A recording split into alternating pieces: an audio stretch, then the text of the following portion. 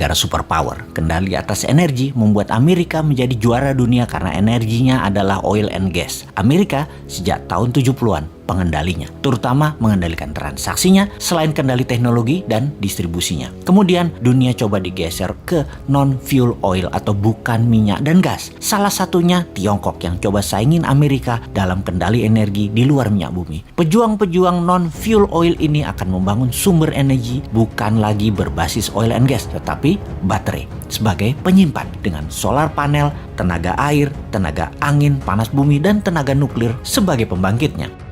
Sekali lagi, kita ingatkan kalau Indonesia mau jadi negara superpower, Indonesia harus punya sesuatu yang didominasi sebagai alat tekan. Sungguh, menjadi negara superpower wajib ada yang didominasi terutama kekuatan militer dan punya banyak alat penekan. Amerika itu militernya terkuat di dunia sebagai alat tekan, punya teroris sebagai alat tekan, lalu punya dolar sebagai alat tekan juga, punya hutang sebagai alat tekan juga, punya multilateral organisasi seperti PBB, IMF, dan lain sebagainya sebagai alat tekan juga. Kemudian tujuan New Mind bernegara adalah ingin membuat Indonesia menjadi negara superpower. Tujuan Old Mind bernegara adalah mengelola anggaran dan rebutan anggaran. Mek ngono tok. Mentalnya yaitu cuman bisa rebutan anggaran, terus mau berkuasa lagi 2024 dan rakyatnya hebat lagi. Masih terpesona sama Old Mind. Kok iso yo? Sungguh Old Mind ya Old Mind. Bahkan kalau nanti oposisi yang menang tetap otaknya hanya membagi-bagi anggaran yang 1.700 triliun APBN doang. Itu aja yang direbutkan dan fulus itu dibagi-bagi geng Senayan dan geng pejabat kroni mereka nanti. Sekedar mengingat 1.700 triliun setahun anggaran negara atau senilai 130 billion dolar itu sama dengan 500 perusahaan yang ada di Forbes, alias ada 500 perusahaan di dunia ini yang omset per tahunnya atau nilainya lebih dari 130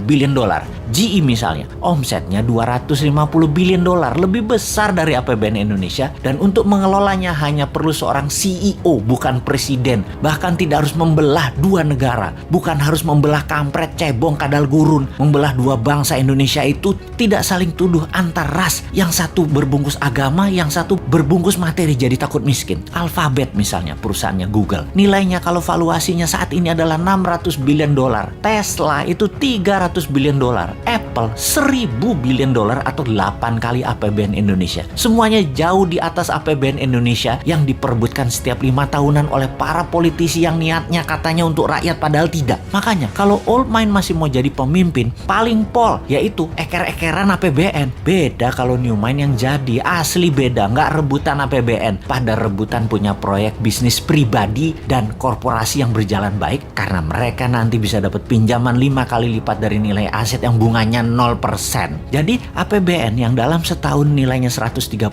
billion atau 1.700 triliun rupiah bisa naik ke 1.000 billion atau 15.000 triliun dengan gampang, tanpa injek kaki rakyat dengan pajak tinggi, tanpa utang IMF, tanpa jual nikel ke Tiongkok. Mengapa bisa? Karena kita tidak mengerjakan apa yang Old Mind lakukan, misalnya menjual nikel mentahan, tetapi nanti nikelnya jadi diolah baterai di Indonesia 100% terlebih dahulu. Finish produknya baterai, bukan nikel smelter. Indonesia jadi raja baterai beneran, bukan ingin jadi raja baterai. Bahkan mobil SMK nanti bertenaga baterai kalau mobil itu nanti muncul. Kalau sekarang kan masih dipingit, namanya juga Satrio Piningit, karena mobil SMK itu sekali lagi itu sesungguhnya Satrio Piningit itu aslinya yaitu. Tapi maaf nih ya, kita ada ketakutannya. Apa yang kita takutkan nih kaum New Mind? Yang New Mind takutkan dalam 3 tahun lagi cadangan nikelnya habis dihajar Tiongkok dan kita nggak ada sisa apa-apa. Jadi deh Tiongkok punya cadangan nikel processes untuk 20 tahun ke depan dan jadi raja baterai dunia. Biar deh mimpi kita punya dan mengendalikan baterai. Duh, gemes banget bernegara ini Old Mind, Old Mind. Kok bisa ya pada nggak nyadar bahwa sumber daya alamnya dikerjain pejabat di puncak, bahkan pucuk pimpinan pun nggak sadar dikerjain anak buahnya. Padahal kan tahu untuk jadi negara superpower kita harus ada yang kita dominasi, yaitu dominasi kita harusnya kuasai baterai sebagai komoditas juga sebagai alat tekan. Lah kok Tiongkok yang punya bahan baku dan yang mengendalikannya. Tapi sudahlah, kita cuma bisa menjerit. Ampun Gusti.